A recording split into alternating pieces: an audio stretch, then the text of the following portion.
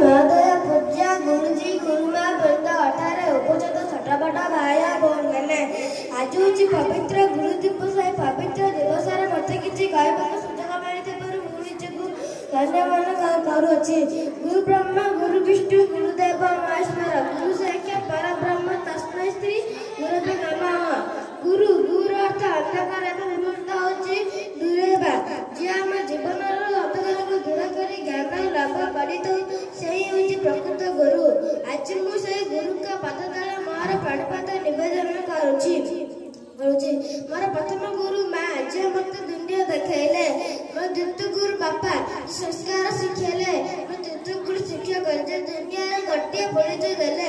भागवत लिखाई गुरु को न मरिब नर गुरुटी साक्षात ईश्वर। यार अर्थ होची गुरु ईश्वर सहित समान। से आमर आराध्य देवता अटंती। बिना गुरुरे विद्या अर्जन करी हुए नहीं। गुरु आम ज्ञान लाभ कर गुरु प्रति सम्मान आमर बहुत कर्तव्य रही।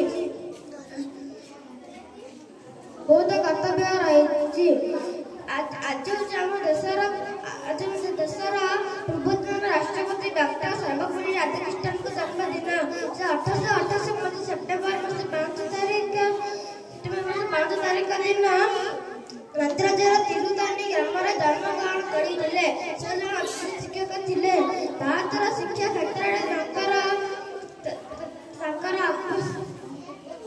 क्षेत्र विशेष अवदान रही। शिक्षा प्रति आंतरिकता शिक्षक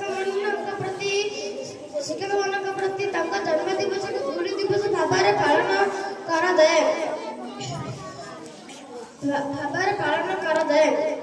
गुरु दिवस भाव पालन कराए। शिक्षा बिना आम जीवन कल्पना करने असंभव। जेपरी आम शरीर को खाद्यर आवश्यकता रही ठीक सेहीपरि आमको जीवन में किसी हासिल करने असंभव। जेपरी आम शरीर को खाद्यर आवश्यकता रही ठीक सेहीपरि शिक्षार सेतिक आवश्यकता रही। गुरु गण छात्र मैंने पाठ पढ़ुले।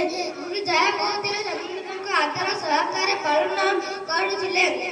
एकाबेले समाज गुरु आसन खूब महत्व थिला। पाठ पढ़ी छात्र गुरु दक्षिण दे घर को फेरुथिले। वर्तमान आम विद्यालय पढ़ुचु। आम तमको किसी नदेले सम्मान देवा आमर प्रधान कर्तव्य। कारण से आमको विद्यादान कर मनीष गढ़ी तौलुं। शेष में कहवाक चाहूँ जे गुरु दिवस दिन आम गुरु मान सम्मान देवा ना सबुदिन गुरु मान सम्मान देवा उचित। यही दिवस पवित्र दिवस अटे। पालन कले